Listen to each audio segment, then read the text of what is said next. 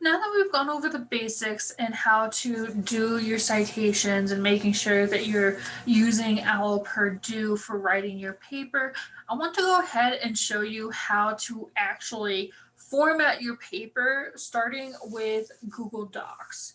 So just real quick, I all I did was open up Google Docs, and you'll kind of see. Right now, I have it set to Arial, so let's go ahead and change this to Times New Roman. Let's bump this up to size 12 font, and then let's change this to double side. Looks like it was already there. So we should be okay for getting started on writing our paper. Now, what I really recommend you do is in a separate tab, or if you have two monitors, move this over to your second monitor. But you want to keep open your sample paper from OWL Purdue. Because this will just kind of give you an idea on how to actually structure your paper. So real quick, I just want to go ahead and start with this header, and we'll just write this up real quick. So it's would be, in my case, my name, my professor's name, what class this is for, and then what the date is. I typically would recommend writing the due date for your header rather than the date that you're working on it. Um, so let's go ahead and get started on that. So for this, I'm just going to add my name up here to the top real quick. And you'll see that this should have been double. Looks like it is. And then let's just say I'm taking a class with Dr. Signs. This is for history 334, and the due date is the 12th of December 2020. So that's how your header should look, and then you just want to enter in one line because you'll see that there's not really much of a gap here between your header and your title. In MLA, you'll see that your title is supposed to say 12 point Times New Roman. It is not bolded, underlined, or italicized. It's simply put in the center of the page. So let's go ahead and just center this, and let's just make up a random title here. So let's do the history of American architecture.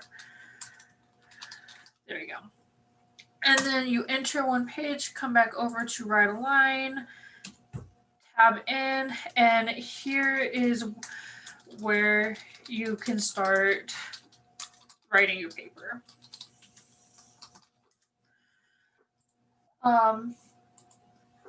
And that's basically the beginning formatting. The one thing you'll notice we are missing is our page number up here. For all of MLA, you want to have your page number as long as your last name running up in the top. So let's go ahead and say insert, and we're going to come back down to page numbers. You want the page numbers to be in the top right corner. Now, if you have a title page, you might want to click on this second option because the title page won't have your page number on it. But for MLA, we want to go ahead and just choose this first option.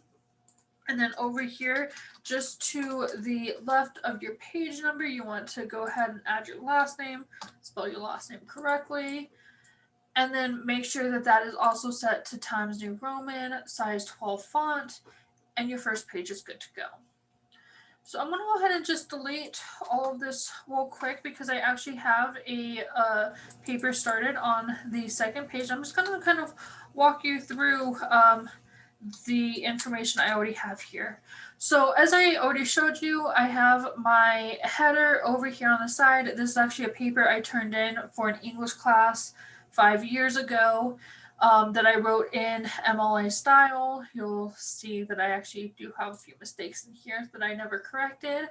But your header stays the same, double-sided, my name, my professor's name, the class, and the due date for this paper.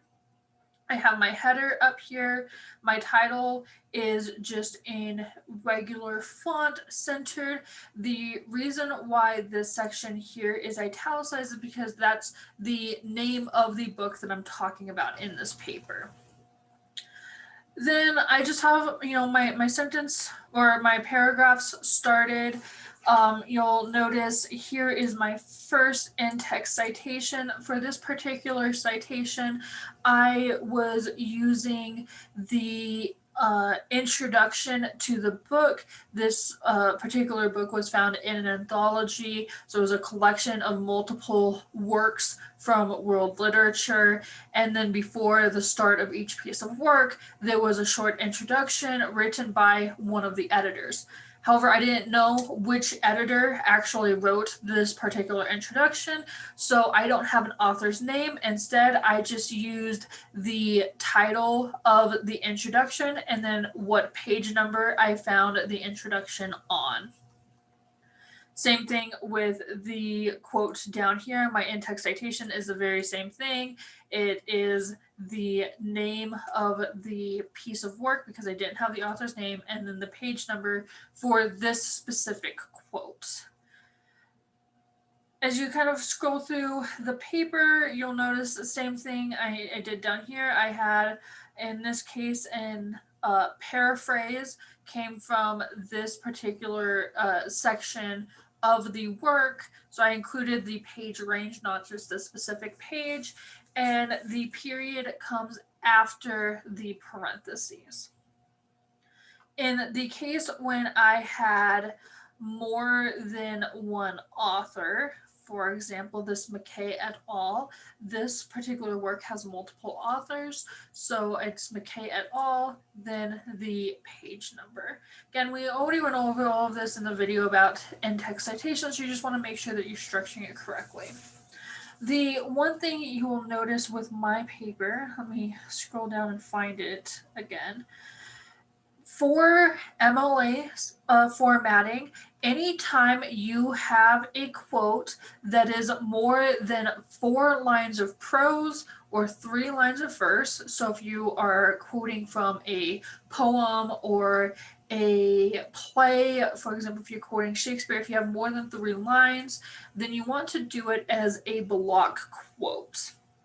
For this, what you'll see is right after the sentence I had started where I was ready to do the block quote, I did a colon, which is those 2 dots, entered in a line, and then for this particular quote, for Google Docs, all you have to do when you hit enter is going to format over here. Just highlight the entire quote and then hit this little increase indent sign up here on your taskbar, and it will bring it into a block quote. Then at the end, you want to make sure that you include your citation. You hit enter, unindent, decrease the indent, and then you can continue on with your paragraph again. It's really simple, and for MLA, you just have to do it for anytime you're doing a quote. If it's a verse, a poem, a play, anything that's more than 3 lines long, or if it's prose, if it's, just in this case, I was pulling a section from a textbook. Anything more than 4 lines needs to be in a block quote. Now, when you get down to the end of your paper, right here, there's actually a shortcut for doing your works cited. So let me just backspace here.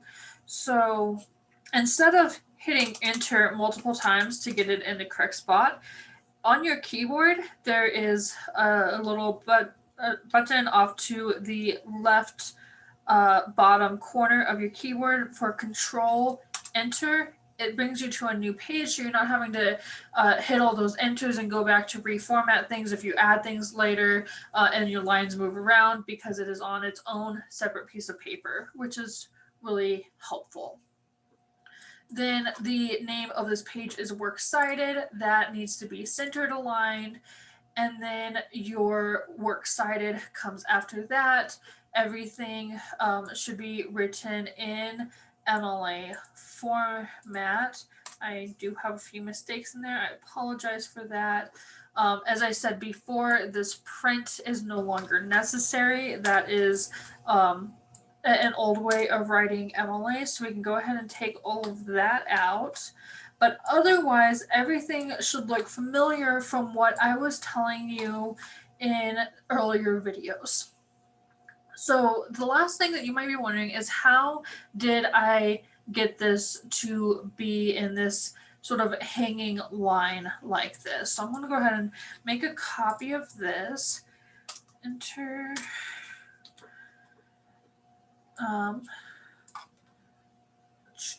Okay. So let me just. Sorry about this. Okay.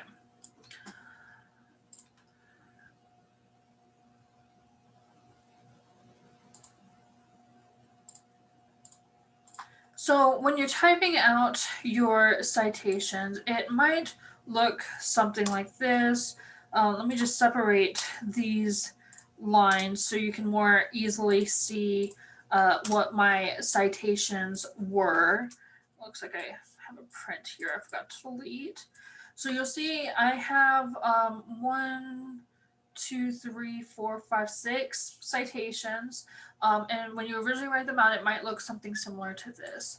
Now, if you highlight all of these, and you just need to highlight your citations, you don't need to highlight works cited. If you come up here to Format and down to Align and Indent, you want to go to your indentation options. Under Special Indent, just want to choose Hanging. It should be at a 1/2 inch and apply. And that's how you get that hanging line. So your first line is all the way to the left, and then everything following that is indented by 1/2 inch. Then we can just go through and delete all of these extra spaces I just created. So it's formatted the way it needs to be formatted for you to turn in. I don't think there's anything else that we need to go over for this one. Hopefully this helps just kind of describe what you're going to be doing within Google Documents when you're writing your paper to make sure that everything is formatted properly. If you happen to see that you have random extra spaces in here, you just want to play around with these options in here. For example, let me just highlight my header here. Sometimes what you'll see is they will randomly add this extra space, and it might still say add space before paragraph rather than remove space. If you just kind of click through those options, sometimes you just need to click on it a couple of times and it will end up formatting it correctly. I'm not sure why Google does that, but just so you're aware, you're going to want to play around with those settings just to make sure that everything is set up correctly. If you have questions while you're going through this, make sure you are constantly referencing back to OWL Purdue. Not only will the sample paper kind of describe a lot of stuff for you, but you can also check over here on the side for specific issues you might be looking for. For example, if you forget what I told you about block quoting, come up here to Mla Formatting Quotations. It will give you some information on how Mla wants you to do the quotations. You'll see that I actually did mine incorrectly in my paper, but when you do a block quotation, you actually put the period before you do the in-text citation, whereas when it's a longer or a shorter quotation, the period comes after your in-text citation. So there's just a couple of nuances to be aware of, and make sure you are checking OWL Purdue when you are working on those.